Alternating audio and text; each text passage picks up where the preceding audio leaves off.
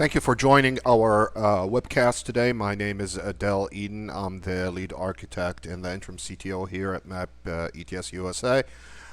Today we're going to go through the seventh lesson or tutorial out of this webcast series.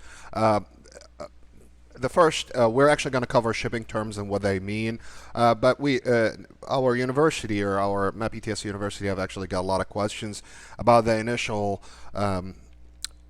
lessons that we put out or webcasts we put out. The question is, these are standard dialog boxes. Why you guys doing them? They're simple to understand, and the answer is actually extremely simple here. Most of these, and you have to think of these dialog boxes out as triggers that are used either in inventory management, in GL or accounting management.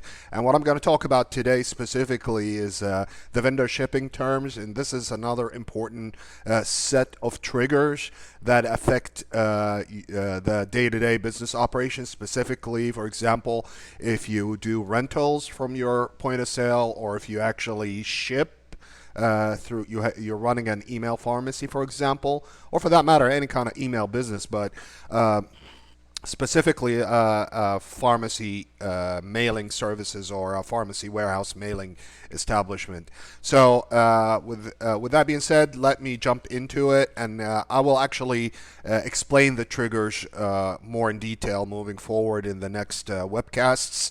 Again, thank you for joining the seventh webcast. So let's move on to same as all previous ones for all these dialog boxes or triggers. I'm going to start calling them triggers moving forward because that's a little bit more meaningful. So I'm going to click on the vendor, and just like before, we get back to this dashboard.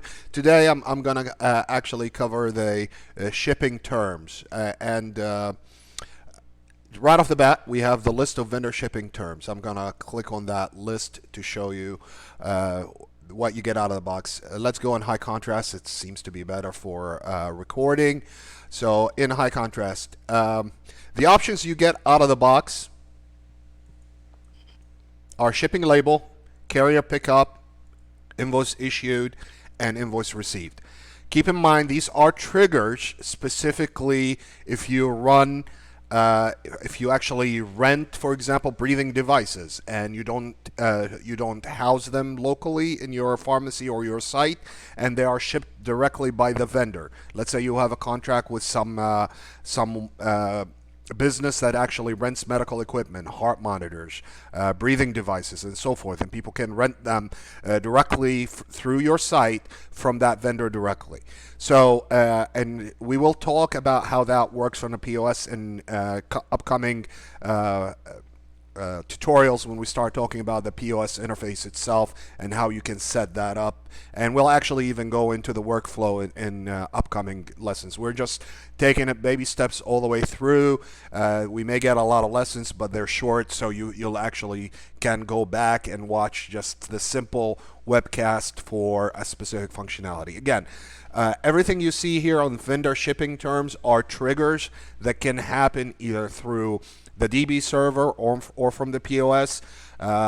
Specifically, if you're actually running your site that actually delivers directly from the vendor / supplier.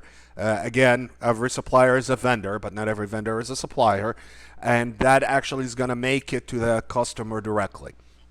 The options are out of the box. You can actually create new options, and then you're going to have to go into the DB server workflow and actually set that trigger to do something, and we'll actually cover that in upcoming webcasts. We're still in the simple vendor supplier tutorial, so this is just going to be working through a simple scenario.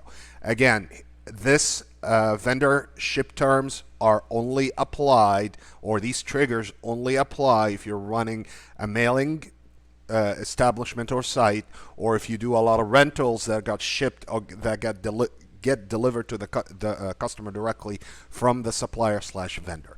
Out of the box, you get a ship label. When a ship label is printed, and the way this would work, and we will actually cover this later, but just to give you high-level logical, is on the POS, you can actually set up print ship label, and if you actually integrated with that vendor supplier, will actually print. There is a RESTful API that can be pushed to the customer if they actually integrate with you, or you can set it up to print a ship label local. Or you can set it up to a remote printer where the ship label will happen. So that's what shipping label means. Carrier pickup, this is another one. Carrier pickup is if you integrate with one of the carriers, the FedExes of the world, the UPSs of the world, the US Postal Services, or even one that you create. And we'll talk about this, how you integrate ones you create when we talk in upcoming webcasts. So whenever the carrier picks up the device that you're renting or picking up the medication that is going to be mailed to the customer directly, this is when this trigger happens. The next one is invoice issued.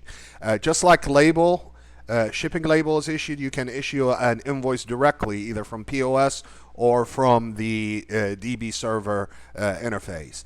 Invoice received. This is another integration point where you can actually allow your vendor slash supplier to actually send in like a notice that they have received the invoice. So you don't really want the shipping to happen on invoice issued, but you want a confirmation from the supplier slash vendor that the invoice was received. Those are what you get out of the box. Again, that's just the list, and you can, again, just like other dialog boxes, you can export those so you can have them for your record. As you start adding more stuff, you can export to Excel. Of course, you can close this. I am in high contrast mode, so there is no background image. Let's close it. And now let's go and add shipping terms. And this time, we're going to create one that's called fax received from customer.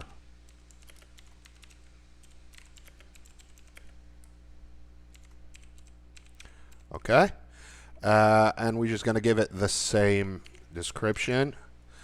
And again, you can use one of your, you can give it a GL number, or you can give this type of shipping terms a number. So I'm going to say fax received from customer, which is our standard 000001.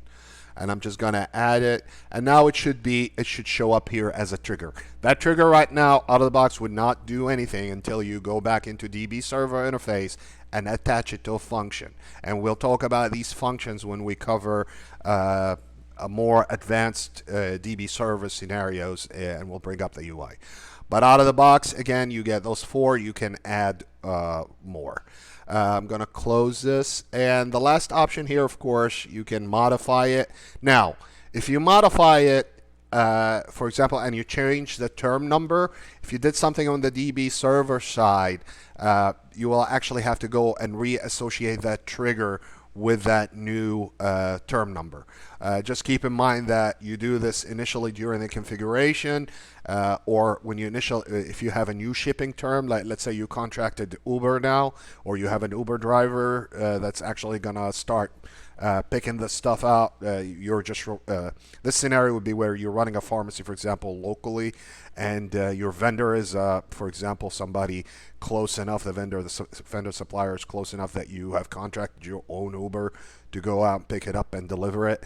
That's you can actually do this, but you set that up before you go actually in the DB server to fire up the triggers. Again, we will talk about how all these triggers for all these dialog boxes that we covered up to this point in upcoming webcasts.